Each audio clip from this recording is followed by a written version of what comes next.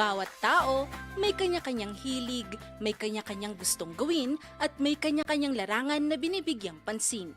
Pero para sa ilang mga Pangasinense, may isang tahimik na mundong unti-unting naging bahagi ng kanilang araw-araw. Ito ang pag-aalaga ng isda. Sa unang tingin, tila simpleng libangan lamang ito. Mga aquarium na may makukulay na ilaw, maliliit na isdang paikot-ikot sa salamin, tubig na kailangang palitan, at mga pagkain na kailangang ihulog sa tamang oras. Ngunit sa likod ng bawat aquarium na ito, may mga taong naglaan ng oras, pagod at puhunan upang mapanatiling buhay ang kanilang mga alaga.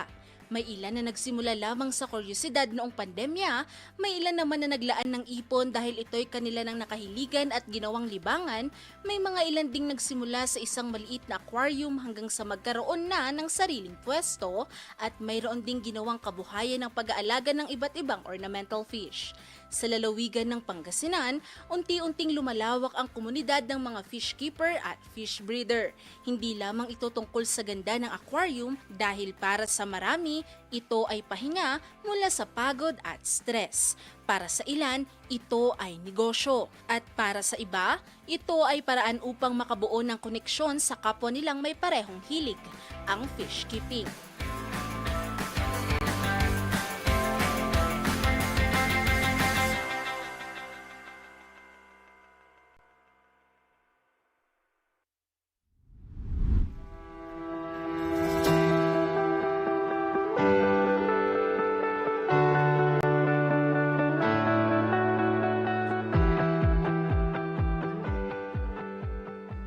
Hindi lahat ng hobby o libangan ay agad na pinaplano.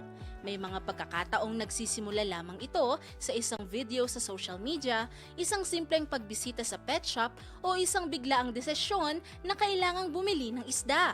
Sa bayan ng Mangaldan, isa si Mark sa maraming nahumaling sa pag-aalaga ng ornamental fish noong kasagsagan ng pandemya.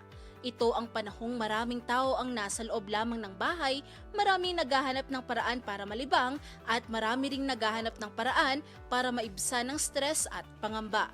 Sa halip na halaman o baking, isda ang naging takbuhan ni Mark. Nagsimula yung hilig ko sa breeding during pandemic. So, nagwo-work ako tapos hindi nakakalabas. Nakakita ako sa Facebook ng beta. So, ginawa ko, bumili ako. Tinignan ko lang. Tapos nung dumami naman, nanganak pati aquarium ko. Nagano ako ng oranda, ng flower horn. Ang unang isda is, biglaan lang kasi yun eh.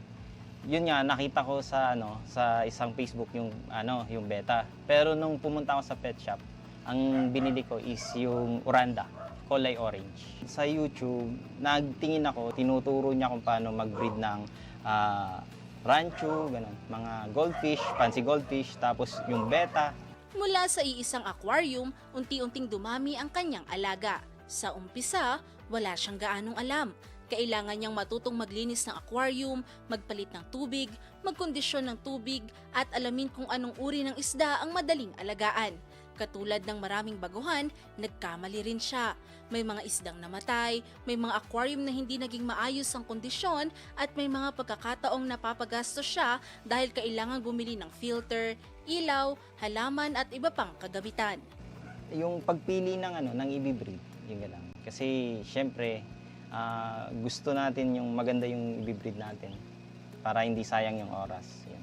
Ginugroom nyo yung fish. Nakita nyo dito, 4 yung chamber nito. Dati, meron tong mga aerator. Tapos dito, isang isda. Mag-isa lang siya doon. Alagaan nyo siya hanggang mula fry hanggang gumanda yung dorsal niya, yung caudal. Ganun. Yung maganda yung shape ba? Body shape ng isda niya. Ang ginagawa ko para sa akin, nilalagyan ko siya ng aquatic plants. So, yung aquatic plants kasi nagpo-produce din siya ng oxygen. Parang alternate lang dun sa aerator niya. Binababaan ko ng onti yung tubig para mabilis makaangat yung mga isda. Fish yung napili kong hobby kasi nakaka-relieve siya ng stress. Habang tumatagal, mas lumalalim ang kanyang interes sa mga isda. At para sa ilang fish keeper, mahalaga hindi lamang ang isda, kundi pati ang kabuuang itsura ng aquarium, aquascaping kung ito'y kanilang tawagin. Isang kombinasyon ng pag-aalaga ng isda at pagdedesenyo ng underwater landscape. Hindi naman siya madumi, malinis po siya. Green lang talaga siya kasi naarawan. Tapos yung pagkain nila, nagpo-produce ng lumot. Green yung ano ko kasi mas tumitingkad yung kulay. Nagpo-produce yung spirulina ng lumot. Double purpose din po to kasi yung lumot kinakain ng isda, pampaganda ng kulay nila. Then nagpo-produce ng oxygen kapag walang aerator. Sa pagdaan ng panahon, hindi na lamang simpleng hobby ang pag-aalaga ng isda para kay Mark. Ito na rin ang naging paraan niya upang magkaroon ng tahimik na pahinga mula sa magulong takbo ng araw-araw sa buhay. At habang may mga hobbyist na nagsimula lamang sa bahay, may ilan namang ginawang mas seryoso ang kanilang hilig.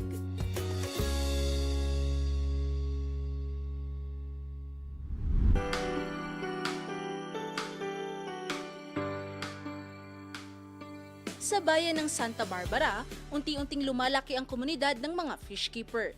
Dito matatagpuan ang mga pet shop na hindi lamang nagbebenta ng aquarium at isda, kundi nagsisilbi ring lugar kung saan nakikita-kita ang mga may parehong interes. Isa sa kanila si Paulo, kung saan bata pa lamang ay mahilig na siya sa isda. Habang ang ibang bata ay bumibili ng laruan o pagkain, siya ay naguhulog ng bariyang naipon para lamang makabili ng goldfish. Grade 2 pa lang po ako nun, bata pa lang po. Nalaman ko na mahilig na po ako sa isda kasi nauubos yung barya ko sa pagbunot ng mga goldfish nung elementary school pa lang ako. Ganun. Sa simpleng paghanga sa isda, unti-unti niyang natutunan ng iba't ibang klase ng ornamental fish.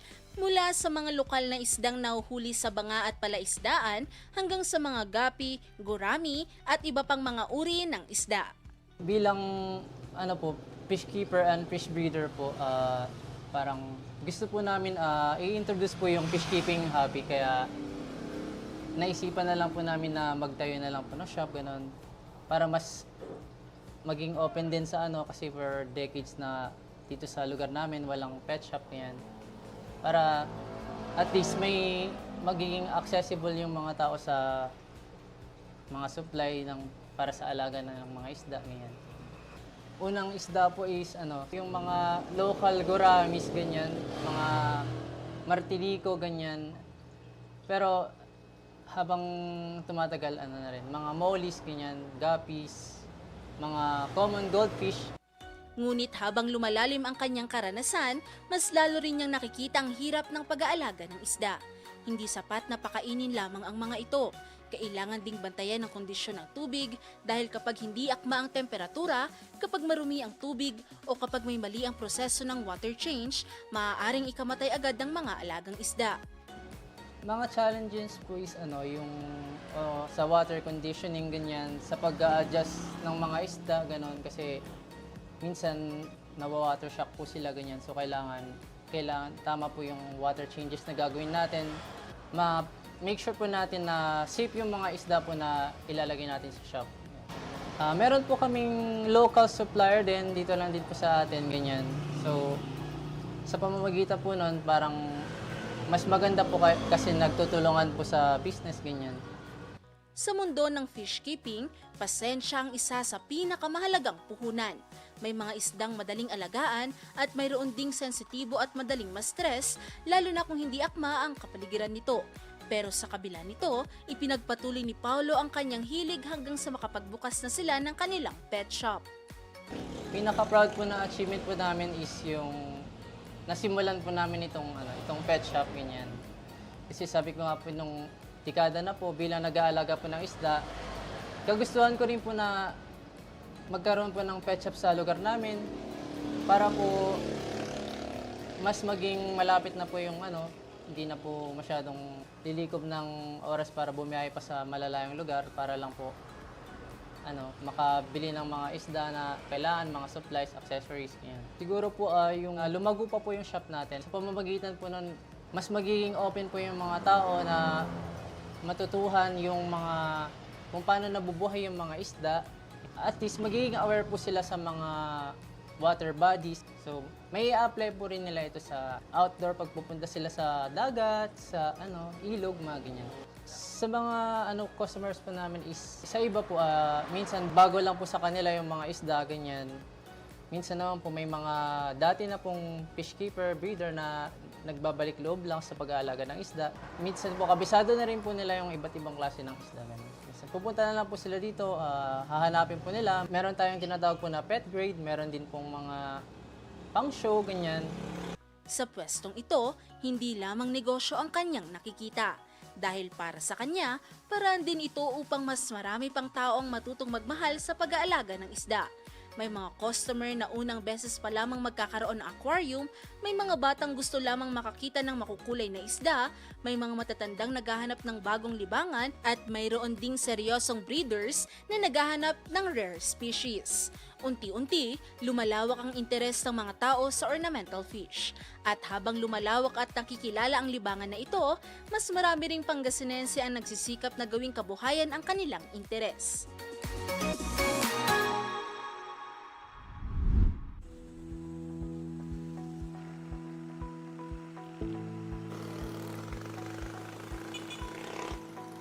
Sa bayan naman ng Tayug, hindi lamang libangan ang tingin ng ilan sa pag-aalaga ng isda. Para sa iba, isa itong tahimik na mundo na nagbibigay ng kapanatagan. Isa rito si Warren, na katulad ng marami, nagsimula rin siya noong pandemya. Nag-start to nung pandemic. Siyempre nung pandemic, tumataas yung anxiety level natin, yung stress dahil sa walang ginagawa, hindi makalabas. So naghanap ako ng way na para mabago yung routine ko, which is pag-iisda. Sa panahong nakakaranas ang marami ng pagkabalisa at pangamba, ang mga isda ang naging pahinga niya. Main reason kung bakit isda na napili kong alagaan is unang-una low maintenance, hindi siya hassle. Unlike pag dogs kasi they need attention all of the time, not unlike fish po.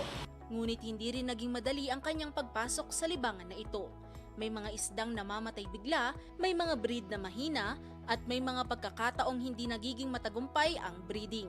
Pero ang mga ito hindi naging hadlang sa kanyang pagkahilig sa mga isda dahil habang tumatagal, mas lumalaki rin ang kanyang pangarap. Mula sa simpleng aquarium, unti-unti siyang naghanap ng mas malalaking isda. Nagsimula yun sa bumili ako ng mas malaking aquarium para sana mas marami akong moling mailagay. Kaso napansin ko parang hindi siya tugma sa malaking aquarium. So nagkaroon ako ng arwana, pinakauna kong monster fish ever is arwana talaga. Super high back, red tail golden. Yan din ang pinakauna. Hanggang sa lumawak na lang, nagtry ako ng mga iba't ibang mga tank mates niya like Oscar, red tail catfish, peacock bass, mga stingray. Yan yung mga hanggang sa nag-expand. Sa mundo ng mga munting isda, may iba't ibang klase ng hobbyist. May ilan na mahilig sa maliliit na fish tank, may ilan namang mas gusto ang malalaking aquarium na may monster fish, at para sa mga seryosong breeder, hindi lamang ganda ng isda ang mahalaga. Kasama rin dito ang kulay, hugis, kalidad ng katawan at bloodline ng isda. Malaki talaga ang difference sa pag-aalaga ng monster at ornamental. Mainly, si ornamental, syempre less maintenance and mura lang. Tsaka hindi siya masakit sa bulsa when it comes to pagkain nila. Unlike si monster fish, depende on how you take care of your monster fish. For example, pagdating sa mga arwana ko, naka-diet sila. So pinapakain ko sila ng chicken heart, chicken liver, chicken breast, tapos may mga feeders, super worm, then pellets. So pinakamaganda talaga is halo-halo talaga yung diets ng mga monster fish natin. Hindi lang puro live foods kasi nagkakaroon rin sila ng sakit pagka laging live foods yung tinatawag. Example ng live foods is feeders and super worms. Ganun siya. Isa rin si Maria sa mga kasama ni Warren sa pag-aalaga ng isda. Sa umpisa, wala rin siyang interes sa pag-aalaga ng isda. Ngunit habang tumatagal, natutunan niyang mahalin ang simpleng routine ng pagpapakain at pag-aalaga. Nahawa lang po ko kay Warren na mag-alaga ng isda. So dati po talaga wala akong feeling, pero nakaka-relax po siya. Yung pagpapakain po. So parang nakaka-enjoy po siya pag nagpapakain po kayo. Pag nagpapakain po kasi kayo, parang kasama na po sa routine nyo yun. Tapos nakaka-enjoy po siya. Para sa kanya, may kakaibang saya sa simpleng pagtingin sa aquarium araw-araw. Sa pagdaan ng panahon, hindi na lamang customer ang tingin nila sa mga bumibili ng isda. Unti-unti, nagiging komunidad ito. May mga bumabalik hindi lang para bumili, kundi para magtanong, humingi ng payo o magbahagi ng karanasan. Satisfaction, meron. Sobrang laking satisfactions. Especially kapag kumakain sila, lalo na pagka nakakuha ka ng monster fish na aggressive na tinatawag, talagang nag-wild sila or hinahabol nila yung live foods nila. Parang may part of nature ka sa loob ng bahay mo. Yun yung kinagandahan sa monster fish para sa akin. Bali, nakaka-proud po yung may customer po kayong bumabalik-balik dito. Hindi lang po sila as customer talaga. So, nagiging kaibigan din po namin sila or nagkakaroon po kami ng mga connections sa kanila. At habang mas marami ang nahuhumaling sa pag-aalaga ng mga isda, mas marami rin ang nangangarap na balang araw ay magkaroon ng sariling fish farm at breeding facility.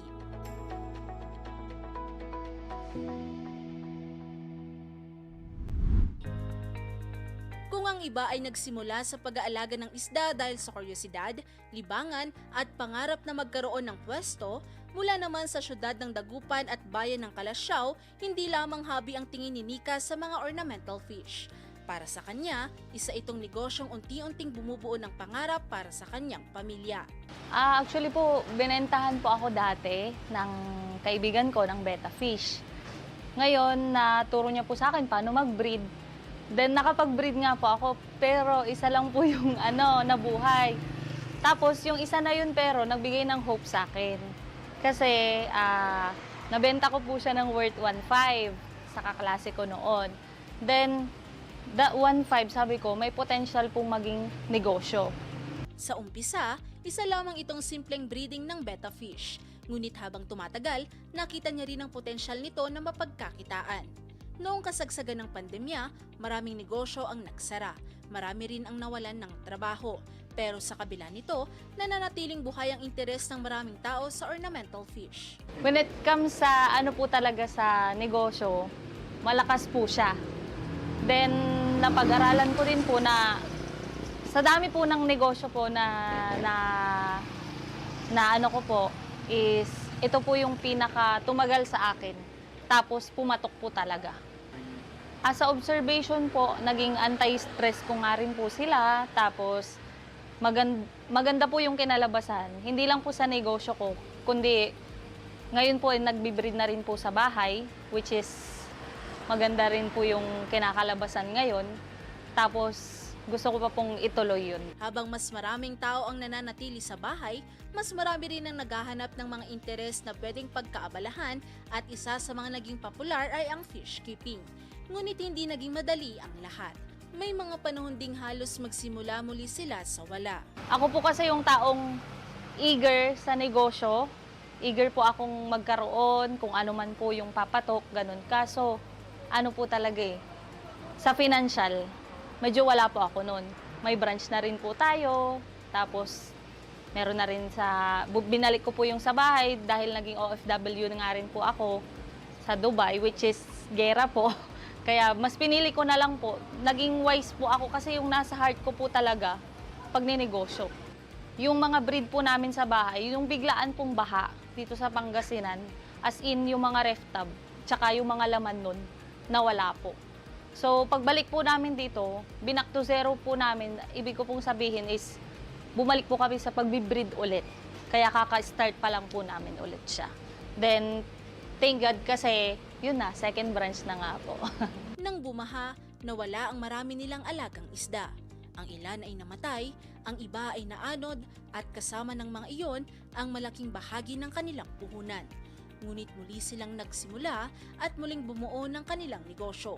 Para sa maraming fish breeder, hindi lamang kita ang dahilan kung bakit nila ipinagpapatuloy ang ginagawa nila. Gusto ko po pong parang palaguin talaga and para rin po ito sa family ko, hindi lang po para sa akin at saka sa future generation ko po.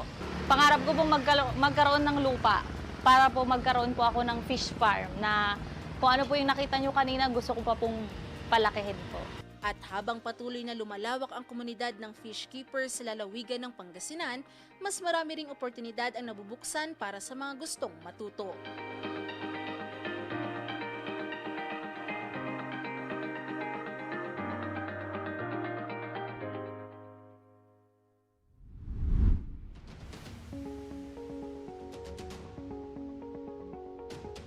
Sa bayan ng Natividad, may isang lugar kung saan hindi lamang pag-aalaga ng isda ang matututunan. Dito, pinagsasama ang kalikasan, edukasyon, agrikultura at turismo. Sa unang tingin, tila isa lamang itong tahimik na bukid sa gitna ng probinsya. May mga lawa na puno ng isda, may mga taniman at may malamig na hanging dumadaan sa paligid. Pero habang mas tumatagal ka sa lugar, mas mapapansin mong hindi lamang ito basta bukid. Isa itong lugar kung saan may natututunan ang mga bumibisita, isa itong espasyo kung saan unti-unting ipinapakita sa mga tao na ang pag-aalaga ng isda at pagsasaka ay hindi lamang trabaho kundi responsibilidad din.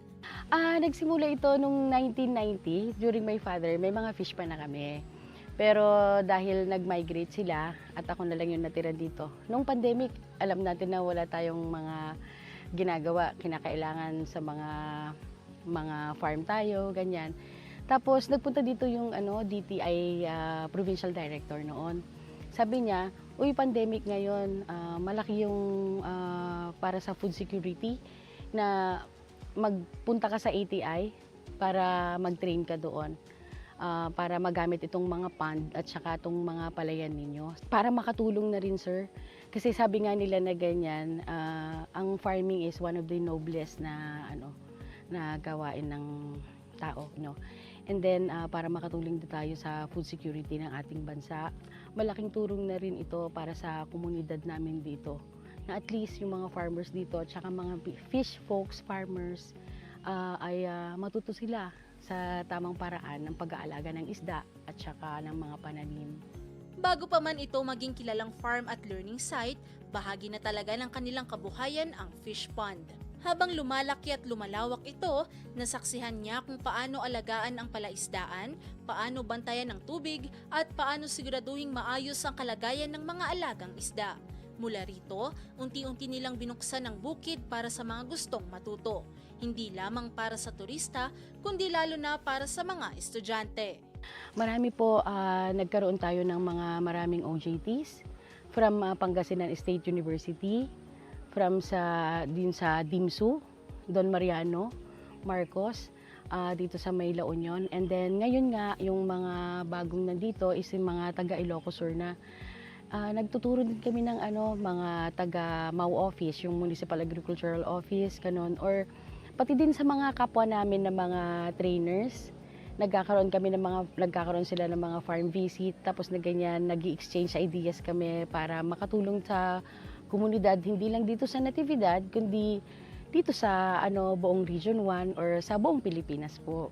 Nagiging experience po namin dito araw-araw sa Marias Lunti ang bukid ay marami po kaming natututunan at marami po kaming mga nagagawang mga kakaibang bagay na hindi pa namin nasusubukan sa aming buhay, sir. At masaya po kami araw-araw sa mga ginagawa namin dito dahil ang galing po nila magturo sa iba't ibang mga bagay, gaya ng paggawa ng mga fertilizer, sir, tapos sa mga paghuli ng mga isda at sa mga iba't ibang bagay pa na matututunan pa namin, sir, dito sa Marias Lunti ang bukid.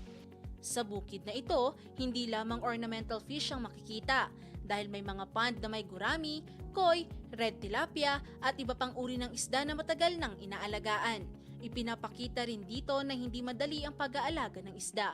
May tamang proseso, may tamang pag-aalaga at may mga pagkakataong kailangang magsakripisyo upang mapanatiling buhay ang mas maraming alaga. Ang purpose ng kaya din na dry up yung pond bago lalagyan na naman ulit ng isda, kasi kinakailangan mawala lahat ulit yung isdang nakalagay doon bago mo lagyan. Kasi kung merong matitira na malalaking isda doon, syempre kung lalagyan mo siya ng mga fingerlings, hindi makakakain yung mga nilagay mong fingerlings, kundi may kaagaw siya na pagkain. So hindi magiging pantay-pantay yung paglaki ng mga isda doon sa pond na pinaglalagyan mo siya ng isda na pwedeng ibenta. Pero dito sa Marias Lunti ang bukid, meron kaming pond dito, ito yung common pond, na hindi siya pwedeng madry. Kaya ang ginagawa naman namin dyan, dito kami nagpapa-bingwit and pay. So lahat ng mga nakukuha namin na yung parang iba't ibang sizes ng tilapia, pag meron kaming nakukuha, doon namin siya inilalagay at doon lumalaki. Yun naman yung binibingwit nila. Sa ilang tao, simpleng lawa lamang ito. Pero para sa mga nagtatrabaho rito, bawat lawa ay may buhay na inaalagaan. Bawat isda ay kailangang bantayan, bawat tubig ay kailangang suriin, at bawat sistema ay kailangang ayusin upang manatiling maayos ang buong farm. Habang nag-iikot sa lugar, mapapansin din na hindi lamang produksyon ang layunin ng farm. Mahalaga rin sa kanila ang karanasan ng mga bumibisita. Yung iba po na ganyan, syempre, natutuwa sila kasi sabi nila dito sa Marias Lunti ang bukid, pagpasok mo dito, mafe-feel mo kaagad na nasa bukid ka talaga. Kasi marami pong mga bukid na wala po silang mga tubig. Hindi katulad dito sa Marias Lunti ang bukid na kumpleto po dito. May tanim siya, may pagkukuhanan ng tubig at maswerte kami na may spring well kami dito. Kaya nabubuhay ang aming mga isda in a natural way na hindi kami gumagamit ng mga water pump, mga ganon, para maparami sila. Ngunit higit sa titulo at pagkilala, mas mahalaga para sa kanila ang maipakita na posible pa ring pagsamahin ang edukasyon, kalikasan at kabuhayan. Sa panahon ngayon na mas maraming kabataan ang lumalayo sa agrikultura, gusto nilang ipakita na may kinabukasan pa rin sa farming at aquaculture. At sa bawat estudyanteng natututo rito, unti-unti ring nabubuhay ang interes ng mas batang henerasyon sa pag-aalaga ng kalikasan at yamang tubig.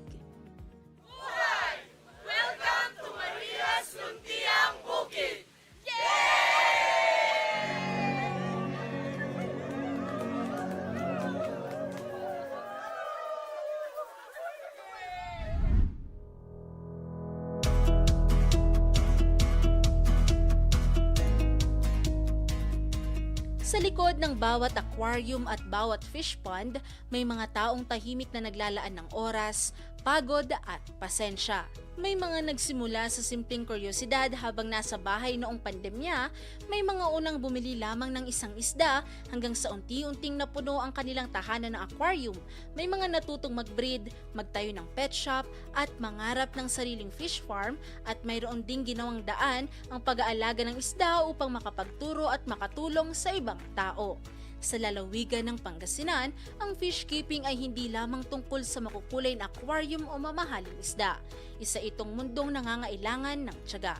Dahil sa libangan na ito, maraming natututong maging responsable. Natuto silang maghintay, natuto silang mag-alaga ng buhay, at natuto silang bumangon muli sa tuwing may pagkatalo. May mga isda mang namamatay, may mga breeding man na hindi nagiging matagumpay, may mga bagyo at bahaman na sumira sa mga alaga at puhunan, pero sa kabila nito, marami pa ring nagpapatuloy. Patuloy na naglilinis ng aquarium, patuloy na nagpapalit ng tubig, patuloy na nag-aalaga, at patuloy na nangangarap. Mula sa simpleng hobbyist sa bayan ng Mangaldan, sa mga fish breeders sa mga bayan ng Santa Barbara at Tayug, sa negosyanteng muling bumangon sa syudad ng Dagupan at bayan ng Calasiao, at sa bukid sa bayan ng Natividad na inilaan para sa mga residente, turista at estudyante. Makikita na ang pag-aalaga ng isda ay hindi lamang pampalipas oras. Isa itong komunidad ng mga taong may parehong interes at pagmamahal sa kanilang ginagawa. Mga taong handang magbahagi ng kaalaman, mga taong nagkakaintindihan kahit magkaiba ng edad at trabaho, at mga taong nakakahanap ng katahimikan sa simpleng paglangoy ng mga isda sa loob ng mga aquarium. Dahil sa bawat lawa, may aral. Sa bawat aquarium, may kwento. At sa bawat isdang inaalagaan, may taong patuloy na nangangarap. Sa huli, ang mundo ng fish keeping ay hindi lamang tungkol sa tubig at isda. Ito ay tungkol sa pasensya, sa pag-aalaga, at sa tahimik na saya na hindi agad nakikita ng marami, pero araw-araw ay nagbibigay ng buhay sa mga taong tunay na nagmamahal dito.